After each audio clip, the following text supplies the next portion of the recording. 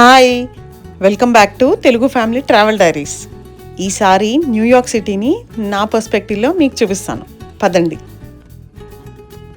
నేను యూఎస్ వచ్చి almost 20 years అయినా నాకెప్పుడు న్యూయార్క్ సిటీ చూసే అవకాశం రాలేదు. ఫైనల్గా ఇన్నేళ్లకి మా పిల్లలు న్యూయార్క్ చూద్దామంటే ఇప్పటికి కుదిరింది. న్యూయార్క్ కాలిఫోర్నియా నుంచి చాలా దూరం. కంట్రీలో ఓ చివరి నుంచి ఇంకో చివరికి వెళ్ళాలి. మేము ఈసారి ఫస్ట్ టైం డెల్టా ఎయిర్లైన్స్లో ఫ్లై చేసాము. డెల్టాది ఏదో క్రెడిట్ కార్డ్ ఆఫర్ ఉంటే అదేదో తీసుకుంటే మాకు నలుగురిలో ఒక టికెట్ ఫ్రీగా వచ్చింది. సో అలా డెల్టా తీసుకున్నాము. కాకపోతే డెల్టా ఫ్లైట్లు ఓన్లీ సర్టన్ టైమ్స్లోనే ఉండడంతో మేము ఆ టైంకి స్టిక్ అవ్వాల్సి వచ్చింది. సో పొద్దున్నే లేచి రెడీ అయ్యి వచ్చేసాము ఏమీ తినకుండా. సో ఎయిర్పోర్ట్కి వచ్చాక ఇక్కడే బ్రేక్ఫాస్ట్ కాఫీలు అవి తీసుకొని మెల్లిగా గేట్ దగ్గరికి వెళ్ళాము. ఈ మధ్య మా ఊరిలో పాపులేషన్ ఎక్కువయ్యి ఎయిర్పోర్ట్లో పార్కింగ్ సరిపోవట్లేదు. ఈసారి ఎలాగైనా గరాజ్లోనే పార్క్ చేయాలని డిసైడ్ చేసి కొంత ముందే బయలుదేరామన్నమాట. సో ఈ మధ్య మా ఎయిర్పోర్ట్లో పార్కింగ్ కౌంటర్స్ పెడుతున్నారు. సో ఆన్లైన్ చూసుకోవచ్చు అనమాట అసలు ఎన్ని స్లాట్స్ ఉన్నాయి ఈచ్ పార్కింగ్ లాట్లో. అలా మాకు గరాజ్లో పార్క్ చేసుకోవడంతో వాక్ చేసుకుని టెర్మినల్లోకి రావడం ఈజీగా అయిందనమాట లగేజ్ తీసుకొని. లేకపోతే బస్సు ఎక్కాలి పార్కింగ్ లాట్లోంచి ఎయిర్పోర్ట్ టెర్మినల్లోకి రావడానికి. డెల్టాలో ఒక టికెట్ క్రెడిట్ కార్డ్ పాయింట్స్తో అండ్ ఇంకో టికెట్ సపరేట్గా కొనేసరికి మా అందరికీ వేరే వేరే చోట్ల ఇచ్చారు సీట్లు. సో దాంతో వేరే ప్యాసింజర్ని ఒకరిని అడిగి సీట్ స్విచ్ చేసి అప్పుడు అందరం సమ్వాట్ క్లోజ్ బైలో కూర్చోగలిగి అలా మా న్యూయార్క్ ప్రయాణం మొదలుపెట్టాము. ఇంకా పదండి న్యూయార్క్ ఎలా ఉందో చూపిస్తాను. మా న్యూయార్క్ ట్రిప్ ప్లానింగ్ ప్రాసెస్ కొంత ఎక్స్ప్లెయిన్ చేస్తాను మీకు. న్యూయార్క్ మీకు తెలిసే ఉంటుంది, one of the most busiest cities in the world. And అక్కడ డిఫరెంట్ బరోస్ అంటారు. అంటే మనకి బేగంపేట, కూకట్పల్లి ఎలా ఉంటాయో హైదరాబాద్లో అలా డిఫరెంట్ ప్లేసెస్ అనమాట. అందులో మాన్హాటన్ అనేది బిజినెస్ ఏరియా. అక్కడ హైరైజ్ బిల్డింగ్స్ అవి ఉంటాయి అండ్ చాలా అపార్ట్మెంట్స్, ఆఫీస్ బిల్డింగ్స్ అన్నీ అక్కడే ఉంటాయి. టూరిస్ట్ స్పాట్లు కూడా మోస్ట్లీ మాన్హాటన్లోనే ఉన్నాయి. మేము హోటల్ మిడ్ టౌన్ మాన్హాటన్లో తీసుకున్నాము. సో ఇక్కడి నుంచి ట్రైన్ కనెక్టివిటీ ఉందన్నమాట. సో ఇది మధ్యలో ఉండే ఏరియా, ఇది మిడ్ టౌన్. సో ఇలా మీరు పైకి వెళ్తే దీన్ని upper Manhattan or uptown అంటారు. అండ్ దెన్ అలాగే కిందకు వస్తే అది financial district, wall street, twin towers అలాంటివన్నీ ఇక్కడ ఉన్నాయన్నమాట. ఆ ఏరియాని డౌన్ టౌన్ అంటారు. సో అక్కడి నుంచి ఇంకాస్త కిందకు వస్తే చిన్న ఐలాండ్ మీద స్టాచ్యూ ఆఫ్ లిబర్టీ ఉంది. సో అక్కడి నుంచి ఫెర్రీస్ వెళ్తాయన్నమాట.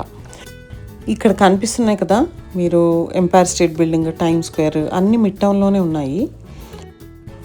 ఇక్కడ మీకు కనిపిస్తుందిగా టైమ్ స్క్వేర్ దగ్గరలో ఒక ట్రైన్ స్టేషన్ ఉంది. అండ్ ఇక్కడ పైన నెంబర్స్ ఉన్నాయా 1, 2, 3 అని, అవి ట్రైన్ నెంబర్స్ అనమాట. సో అక్కడ ఈచ్ ట్రైన్కి ఏ డైరెక్షన్లో వెళ్తుంది, ఎక్కడెక్కడ స్టాప్స్ ఉంటాయో క్లియర్గా మ్యాప్స్ ఉంటాయి. అది మీరు ఆన్లైన్ చూసుకోవచ్చు, గూగుల్ మ్యాప్స్లో కూడా చూపిస్తుంది. సో మేము దీనికి దగ్గరలో అలాఫ్ట్ అని ఒక హోటల్ తీసుకున్నాం, 28th Street 7th Street మధ్యలో. సో ఆ హోటల్కి దగ్గరలో 28th and 7th కార్నర్లో ఒక రైల్వే స్టేషన్ ఉంది. సో అది మాకు చాలా కన్వీనియంట్ అయిందనమాట. ఈ రైల్వే స్టేషన్ కార్నర్లో కాఫీ షాప్స్, చిన్న చిన్న ఫాస్ట్ ఫుడ్ రెస్టారెంట్స్ చాలా ఉన్నాయి. సో ఈజీగా ఫుడ్ గ్రాబ్ చేసుకొని ఎక్కడికి వెళ్ళాలన్నా ట్రైన్ ఎక్కి వెళ్ళిపోవచ్చు అనమాట. అలా చూస్తూ మేము న్యూయార్క్ వచ్చేసామండోయ్. So like I said, New York వచ్చేసరికి రాత్రి అయిపోయింది. టైమ్ జోన్ డిఫరెన్స్ ఉందిగా కాలిఫోర్నియాకి న్యూయార్క్కి. So New York is 3 hours ahead. So మేము వచ్చేసరికి చీకటి పడింది. ఇక్కడ ఇంపార్టెంట్ పాయింట్ ఏంటంటే, ఇక్కడ మన హోటల్కి వెళ్ళడానికి ట్యాక్సీ తీసుకోవాలి కదా.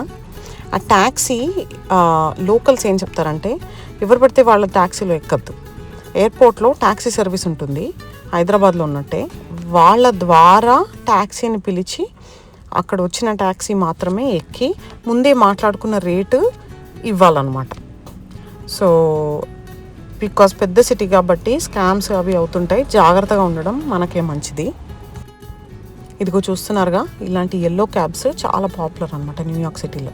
ఎక్కడ చూసినా ఇవే ఉంటాయి. ద వన్ ఇంట్రెస్టింగ్ థింగ్ నాకు న్యూయార్క్లో కనిపించింది ఏంటంటే రోడ్లు చాలా గొంతులు ఉన్నాయి, సేమ్ హైదరాబాద్లో ఉన్నట్టే. సో మేము ఎయిర్పోర్ట్ నుంచి హోటల్కి వెళ్ళే వరకు మన హైదరాబాద్లో ఆటోలో వెళ్ళినట్టే అనిపించింది నాకైతే. అండ్ మేము ఎయిర్పోర్ట్ నుంచి బయటకు వచ్చేసరికి 10 o'clock దాటింది, అయినా కూడా న్యూయార్క్ సిటీలో పిచ్చ ట్రాఫిక్ ఉండింది. న్యూయార్క్ సిటీలో 3 ఎయిర్పోర్ట్స్ ఉన్నాయి, లగ్వాడియా, JFK అండ్ నెవార్క్. మేము డెల్టా ఎయిర్లైన్స్ తీసుకున్నాం కాబట్టి మా డెస్టినేషన్ JFK. అదిగో అక్కడ కనిపించే టాల్ బిల్డింగ్సే మ్యాన్హాటన్. ఈ ఎయిర్పోర్ట్స్ క్వీన్స్లో ఉన్నాయి. క్వీన్స్ నుంచి మ్యాన్హాటన్కి వెళ్ళాలంటే మధ్యలో ఒక ఈస్ట్ రివర్ అని ఒక రివర్ ఉంటుంది. ఆ రివర్ మధ్యలోంచి ఒక టనల్ వేశారు. సో ఆ టనల్లోంచి ట్రాఫిక్ వెళ్తుందనమాట. అండ్ ఈవెన్ ట్రైన్స్ కూడా వెళ్తాయి. సో అది చాలా ఇంట్రెస్టింగ్ అనిపించింది, చాలా లాంగ్ టనల్ అన్నమాట. సో అలా ఆ టనల్ దాటుకొని మ్యాన్హాటన్ చేరుకున్నాము. అండ్ ఫైనలీ మిడ్ టౌన్లో ఉన్న మా హోటల్కి వచ్చాం. ఈ హోటల్ పేరు అలాఫ్ట్. ఇది మ్యారియట్ హోటల్ అనమాట. టాల్ బిల్డింగ్లో ఉండింది. మాకు 31st ఫ్లోర్లో రూమ్ ఇచ్చారు. అసలు అక్కడి నుంచి వ్యూ అమేజింగ్ ఉండింది, చూస్తారుగా.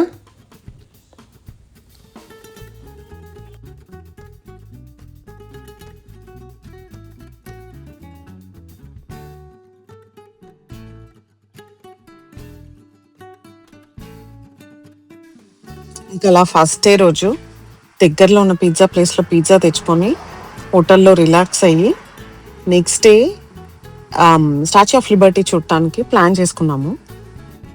స్టాచ్యూ ఆఫ్ లిబర్టీ చూడాలంటే బ్యాటరీ పార్క్ అని ఒక పార్క్ ఉంటుంది. ఆ పార్క్ నుంచి ఒక ఫెర్రీ తీసుకొని వెళ్ళాలన్నమాట. ఆ Ferris only one official company ఉంది న్యూయార్క్లో, స్టాచ్యూ సిటీ క్రూజెస్ అని. వాళ్ళ దగ్గర మాత్రమే టికెట్లు కొనాలి.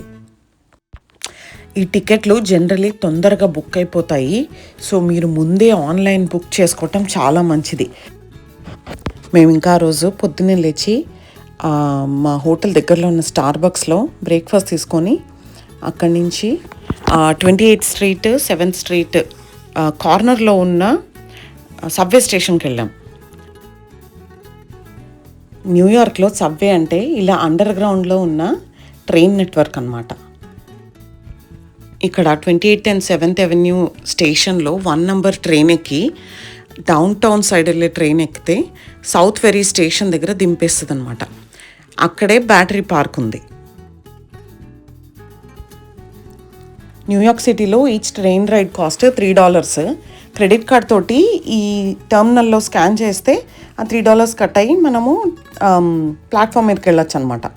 కాకపోతే కరెక్ట్ ప్లాట్ఫామ్ మీదకి వెళ్ళాలి, డౌన్ టౌన్ వెళ్ళే ట్రైన్ చూసుకొని. ఈ ట్రైన్ రైడ్ ఒక 10 to 15 minutes ఉండింది. అండ్ మేము డే టైంలో ట్రావెల్ చేసాం కాబట్టి కాస్త జనాలు తక్కువగానే ఉన్నారు. బట్ మేము రిటర్న్ వచ్చినప్పుడు సాయంత్రము రష్ అవర్ ఉండింది కాబట్టి చాలా జనాలు ఉన్నారు. సో మేము ఈ సౌత్ ఫెరీ స్టేషన్ నుంచి బయటకు వచ్చి బ్యాటరీ పార్క్కి వాక్ చేసుకుంటూ వెళ్ళాం అన్నమాట.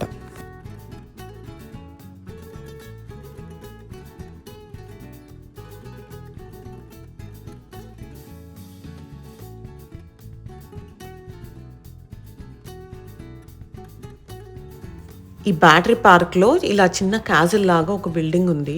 దాంట్ లోపల వాళ్ళ ఆఫీస్ ఉందన్నమాట. మీరు ముందే టికెట్స్ తీసుకోకపోతే అక్కడ టికెట్స్ కొనుక్కోవచ్చు. అండ్ అక్కడ రెస్ట్ రూమ్స్, వాటర్ కూడా అవైలబుల్ ఉన్నాయన్నమాట. ఇక్కడ నుంచి కాస్త ముందుకెళ్తే సెక్యూరిటీ చెక్ పాయింట్ ఉంటుంది. అక్కడ వాళ్ళ మన బ్యాగ్స్ అవి స్కాన్ చేశాక అక్కడి నుంచి బోట్ ఎక్కడానికి దారి ఉంటుందన్నమాట. ఇదిగో దూరంలో కనిపిస్తుందిగా, అదే స్టాచ్యూ ఆఫ్ లిబర్టీ. అండ్ ఇదే బోట్ మనం ఎక్కాల్సింది. ఈ లిబర్టీ ఐలాండ్ క్రూజెస్ 20 నిమిషాల కోట్ ఉంటుందన్నమాట. ఈ క్రూజెస్ ఎలా ఉంటాయంటే ఒక క్రూజ్ ఏమో లిబర్టీ ఐలాండ్ దాకా తీసుకెళ్ళి అక్కడ దింపేస్తుంది. అక్కడి నుంచి ఆ క్రూజ్ ఎల్లిస్ ఐలాండ్ అని ఇంకో ఐలాండ్ ఉంది, అక్కడ ఒక మ్యూజియం ఉందన్నమాట, ఆ ఐలాండ్కి తీసుకెళ్తుంది.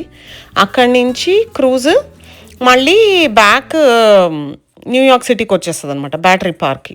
కొన్ని క్రూజెస్ ఏమో న్యూ జెర్సీకి వెళ్తాయి, అవతల వైపు అనమాట, రివర్కి అవతల వైపు న్యూ జెర్సీ ఉంటుంది, అక్కడికి వెళ్తాయి. సో అలా మనము ఒకసారి ఈ క్రూజ్ తీసుకొని స్టాచ్యూ ఆఫ్ లిబర్టీ ఐలాండ్కి వెళ్ళాక ఆ తర్వాత ఎవ్రీ 20 minutesకి మనం వెనక్కి రావడానికి క్రూజెస్ ఉంటాయి. మనకి ఎంతసేపు ఉండాలో అంతసేపు అక్కడ ఉండి లాస్ట్ క్రూజ్ ఎప్పుడో చూసుకొని దానిలోపు ఏ క్రూజ్ అయినా ఎక్కి మళ్ళీ వెనక్కి రావచ్చు అనమాట. అక్కడి నుంచి ఎల్లిస్ ఐలాండ్కి కూడా వెళ్ళి రావచ్చు కావాలనుకుంటే. సో మేమేం చేసామంటే ఈ 1 o'clock ఒక క్రూజ్ ఉంది. మేము యాక్చువల్ 2 o'clockకి బుక్ చేసుకున్నాము, కానీ తొందరగా వచ్చేసరికి 1 o'clock క్రూజ్లో స్పేస్ ఉంటే అది తీసుకొని ఫస్ట్ లిబర్టీ ఐలాండ్కి వెళ్ళి ఆ స్టాచ్యూ ఆఫ్ లిబర్టీ చూసి అక్కడే తినేసి తిరిగి మళ్ళీ ఎల్లిస్ ఐలాండ్కి వెళ్ళి రిటర్న్లో అక్కడి నుంచి సాయంత్రము బ్యాటరీ పార్క్ వచ్చేసామన్నమాట.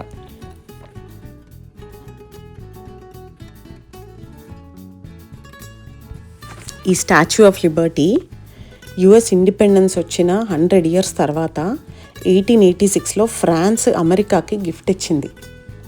ఇది 305 feet ఉన్న స్టాచ్యూ అన్నమాట. దీన్ని సముద్రం మధ్యలో ఈ చిన్న ఐలాండ్ మీద ఇన్స్టాల్ చేశారు. ఈ ఇయర్ 2026 అమెరికన్ ఇండిపెండెన్స్ వచ్చి 250 years అవుతుంది. సో ఈ ఇయర్ చాలా స్పెషల్ సెలబ్రేషన్స్ చేశారు ఈ లిబర్టీ ఐలాండ్ దగ్గర. లిబర్టీ ఐలాండ్లో దిగే ముందు ఇక్కడ బోర్డు మీద నెక్స్ట్ క్రూజ్ ఎప్పుడు వస్తుందో క్రూజ్ టైమింగ్స్ అన్నీ క్లియర్గా మెన్షన్ చేస్తారనమాట. సో అది ముందే చూసుకుంటే మనము ప్లాన్ చేసుకోవచ్చు ఎప్పుడు రిటర్న్ వెళ్ళాలి అని.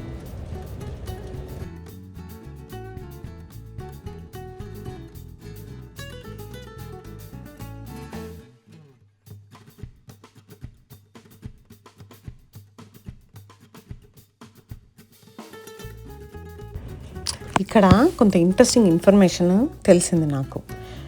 1886 నుంచి 1924 మధ్యలో చాలామంది ఇమిగ్రెంట్స్ న్యూయార్క్ ద్వారానే వచ్చారట.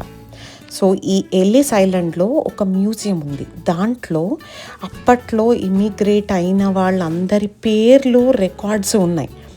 సో ఎవరైనా వాళ్ళ తాత ముత్తాతలు ఆ టైంలో అమెరికాకి ఇమిగ్రేట్ అయ్యారు అని తెలిస్తే అక్కడికి వెళ్ళి వాళ్ళ రికార్డ్స్ చూసుకోవచ్చు అన్నమాట. మేము ఆ మ్యూజియంకి వెళ్ళినప్పుడు చాలామంది అక్కడ కూర్చొని కంప్యూటర్లో వాళ్ళ యాన్సిస్ట్రల్ రికార్డ్స్ చూడడం మేము నోటీస్ చేసాము. ఈ లిబర్టీ ఐలాండ్ మీద ఆ స్టాచ్యూ ఆఫ్ లిబర్టీ అసలు ఎలా బిల్డ్ చేశారు, అప్పట్లో ఉన్న ఫొటోస్ కొన్ని డిస్ప్లేలో పెట్టారనమాట. చాలా ఇంట్రెస్టింగ్గా ఉంటుంది ఆ ప్రాసెస్. అది లోపల ఎలా తయారు చేశారు, ఫ్రేమ్ ఎలా ఉంది, దాని మీద ఈ కాపర్ పూత ఎలా పూసారు. అది ఒరిజినల్గా కాపర్, బట్ గాలికి ఎక్స్పోజ్ అయ్యి ఆ గ్రీన్ కలర్లోకి వచ్చిందనమాట, కాపర్ సల్ఫేట్ లాగా. ఈ లిబర్టీ ఐలాండ్ మీద ఆ స్టాచ్యూ చుట్టూ తిరిగి చూడటానికి ఇలా మంచి వాక్వే ఒకటి వేశారు. సో దీన్ని అన్ని యాంగిల్స్ నుంచి చూడడానికి వీలవుతుందన్నమాట. ఈ స్టాచ్యూ ఆఫ్ లిబర్టీ ఒక చేతిలో టార్చ్, ఇంకో చేతిలో ఇది United states declaration of independence అనమాట. దాని మీద July 4th, 1776 అని రాసుంది. ఈ స్టాచ్యూ ఆఫ్ లిబర్టీ మీరు విజిట్ చేస్తే పైన క్రౌన్ వరకు ఎక్కచ్చు. 162 steps అట. ఆ పెడస్టల్ వరకు ఎక్కడానికి ఎలివేటర్ ఉంటుంది, బట్ దీనికి మాత్రం స్టెప్స్ ఎక్కాల్సిందే. అండ్ దీనికి బాగా డిమాండ్ కాబట్టి ముందే టికెట్స్ ఆన్లైన్ పర్చేస్ చేయాలన్నమాట. మేము వెళ్ళినప్పుడు ఓన్లీ పెడస్టల్ వరకే ఎక్కాము.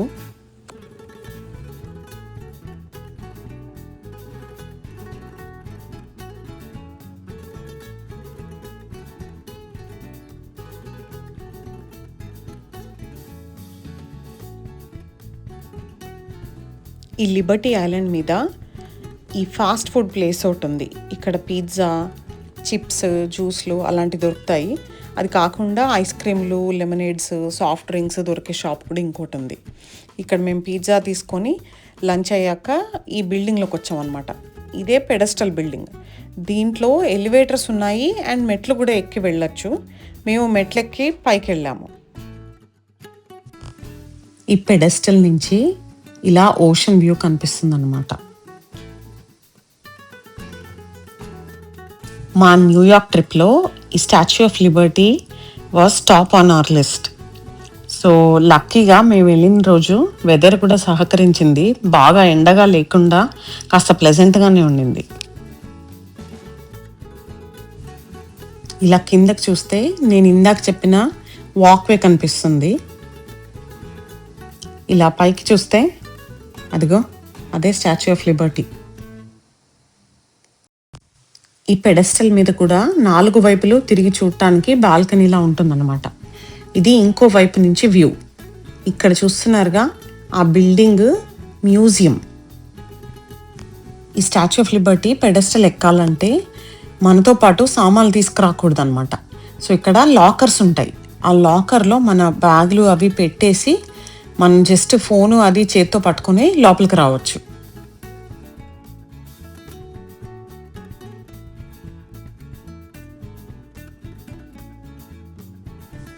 ఫైనల్గా మేము ఇక్కడున్న గిఫ్ట్ షాప్కి వచ్చి 1-2 సోవెనీర్స్ కొనుక్కొని అట్లా మా statue of Liberty island trip ముగించాము. ఇక్కడ నెక్స్ట్ క్రూజ్ తీసుకొని మేము ఎల్లిస్ ఐలాండ్కి వెళ్ళాము. అక్కడ మ్యూజియం ఆఫ్ ఇమిగ్రేషన్ ఒకటి ఉందన్నమాట. అందులో పాతకాలంలో ఇమిగ్రేషన్ ఎలా ఉండింది, అప్పట్లో హిస్టరీ ఏంటి, దాని గురించి కొంత ఫొటోస్ వీడియోస్ అవన్నీ డిస్ప్లే చేశారు.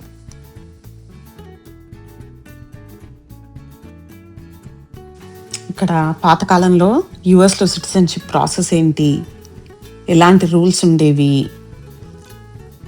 ఎవరిని అలౌ చేసేవాళ్ళు, ఎవరిని రిజెక్ట్ చేసేవాళ్ళు, అసలు సిటిజన్షిప్ అంటే ఏంటి, వాటి గురించి కొంత ఇన్ఫర్మేషన్ ఉందన్నమాట ఇక్కడ. ఈ కాలం పిల్లలకి, మనలాగా వేరే కంట్రీ నుంచి వచ్చిన వాళ్ళకి కాస్త హిస్టరీ తెలియటానికి ఇది మంచి ఆపర్చునిటీ.